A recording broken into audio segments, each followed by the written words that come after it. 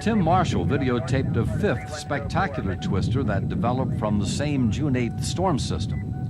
This tornado headed straight for Allison, Texas, but curved northward, just missing the town.